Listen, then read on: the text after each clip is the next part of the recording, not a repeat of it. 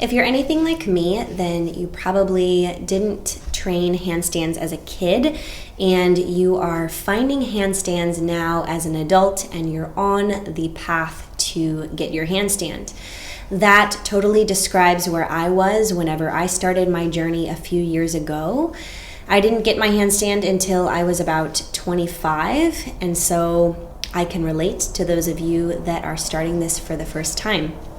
I wanted to make this video because for those of us that don't have handstands in our bodies from when we were a kid, understanding specific drills can be really beneficial whenever you're learning them. And also there are a lot of different tips and tricks that I've learned along the way just through all different workshops and different things that I've studied. And so I wanted to take a little bit of time to share those with you today. Handstand equals handstand. You can stand on your hands and have crazy wonky legs or split legs or be in a back bend, and it's still a handstand. When we train alignment in handstands, it ultimately supports making handstands easier. So you might have some habits built in just from lack of awareness of really understanding proper alignment. So know that all the alignment that I offer in this video is really just ultimately to help you in the long run. But know that if you're training it in a slightly different way, or maybe your alignment isn't all the way there, you can still learn your handstand if you are strong or if you understand how to balance on your hands. This next one comes as a surprise to a lot of people, but you actually have to balance yourself in a handstand. If your hands are flat on the ground and your body is static, it's not likely that you're going to stay up there all that long. There are a lot of little micro movements that happen in the hands that help keep your body in that upright position. What that means is if you're straight up and down and your weight starts to go a little bit one way, and let's say that my hands are facing this way, if my body starts to go a little bit this way, if I push through the fingers, it's going to send my body back to straight. And in the same way, if I'm a little bit shy of 90 and I push through the heel side of my hand or the palm side of my hand, it's going to push me up to straight.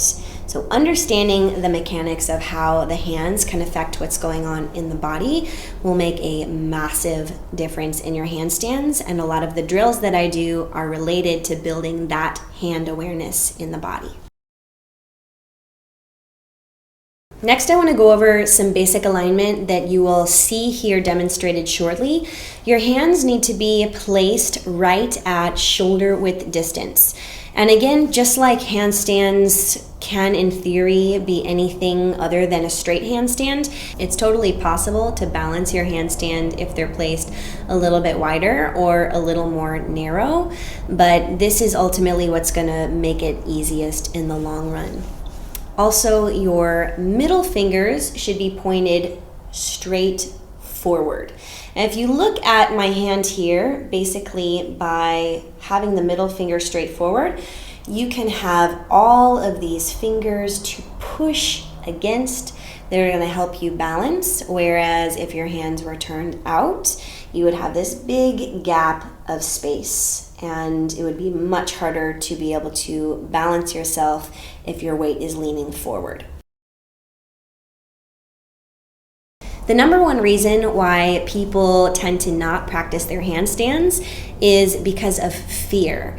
Fear plays a huge role in how we relate to our handstands and our handstand practice, because a lot of it can be pretty scary. You are floating in space, you are completely upside down balancing on your hands, and that's also part of the reason why handstands feel so amazing to be in whenever you do finally lock it in. I always joked that I trained my handstand for 5 years before I got it, but the reality of the matter is I underkicked and I trained handstand on a wall for 4.5 of those 5 years. And it was really only those last 6 months where I really dedicated myself to getting over the fear of handstands, which allowed me to ultimately get my handstand.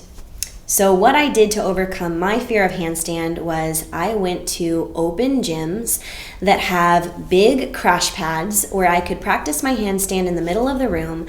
And if I ever went over, I had a lovely cushy surface to land on. But I found that there were actually very few times that I would even go over because I had trained under kicking so much. So being able to just add that last little bit was enough for me to be able to get my handstand. I highly recommend training your handstands with someone else that can reflect to you what they're seeing happen in your body. But a close second to that, if you don't have someone around and you're wanting to train your handstand, record yourself when you're training your handstands. It's going to be really enlightening for you to be able to look at your own body and actually see what's going on in the shoulders and see what's going on in the spine so that you can make little adjustments as you're training and you know what you actually need to correct. Last tip before we get to the actual drills is just do a lot of core work. On top of all the drills, having a strong core is going to make a huge difference in your handstands. I like to think of handstand as like you're always about to fall and you're constantly catching a fall. Your core is basically going to be what catches you in that scenario. So strengthen your front core, your side core, and your back core, and it's going to help you a lot in being able to catch yourself from falling out. Okay, final tip is when you're training your handstands, remember to have fun. It can be a really daunting journey when you start to look ahead and see how much there is to do. But if you stay light and you're enjoying your time training, then it really doesn't matter how long it takes for you to get your free handstand in the middle of the room. You're going to see steps of progress along the way, and it's going to feel good to have those steps of progress if you're enjoying your time training. So have fun and on with the drills. Start with your hands shoulder width apart. Curl your fingers into the ground and flick your hands away from the floor. Do this several times until you feel your fingers working. This helps turn on your fingers, which act as your brakes when you're catching an overkick or trying to save your handstand from going over. Start with all 5 fingers together, and while pushing against the ground for resistance, slowly spread your fingers apart until your palms are flat. This strengthens the fingers and hands so you can learn to use them to balance once you start hopping in, and trains the body to use all the real estate of your hands so you have the biggest surface area to hold you up as possible. Bring your hands to the ground and place your knees on your upper arms. Shift your weight forward until your feet come off the floor.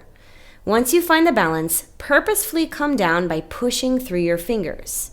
You can add a rock and roll to get in a groove, but remember, you're coming down by pushing through the hands, so let the action originate in the hands and try to avoid coming out by simply lowering your feet.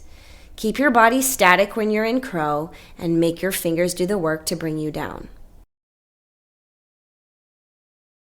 Set up your hands in handstand position with your shoulders over your wrists and your middle fingers pointing straight forward. Most people set up a little wide, so don't be afraid if it looks more narrow than you're used to. Make sure your big toes are touching and squeeze your legs together like crazy. Repeat the mantra to yourself, I will not bend my elbows. And if you do, push them all the way straight again.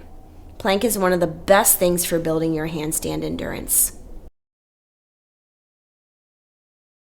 From lying down, tuck your tailbone, lift your shoulder blades, and raise your legs a few inches from the ground. Hold it for a few breaths, keeping your ribs in, core engaged, and legs squeezing together, then relax. A great modification is to bring your knees over your hips and work the actions of the upper body. Since the tendency in most people is to backbend when in handstand, hollow body trains the muscles to engage that can help with creating a straighter shape in handstand. Find handstand position with your shoulders right over your wrists. Keeping the hips square to the ground, lift one leg up. Take a tiny rock forward until your shoulders go just barely past your wrists. Then use your finger strength to push yourself back so your shoulders land back behind your wrists. Repeat several times to once again integrate the action of the fingers and to train the awareness of the vertical alignment between the shoulders, elbows, and wrists. This is great to train with a crash pad in front of your fingers as we're purposefully overkicking and falling out. Practice picking up one hand and taking one step forward.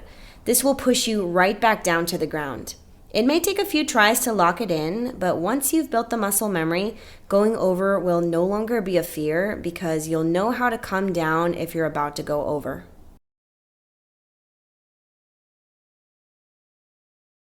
Bring your fingertips 3 inches from the wall and kick all the way up. Push through the fingers to purposefully bring yourself back down. Try to avoid pushing off the wall or bending at the hips until you know you've pushed enough to come down. After a few times, try to hover away from the wall and practice balancing with your hands. You can see here how active the hands have to be. Push through the fingers to move away from the wall and push through the heel of the hand to bring the body closer to the wall. This was the main drill that got me balancing handstands in the middle of the room. From handstand position, lift one leg. Bend your standing knee and give it a few hops while tucking the bottom knee in toward your body. The knee tuck helps to mimic hollow body and prevent arching, and also keeps your center of gravity lower, making it the easiest position to learn how to balance handstand. Once you're balanced, slowly straighten your stagged leg up to meet your straight leg and squeeze your 2 legs together.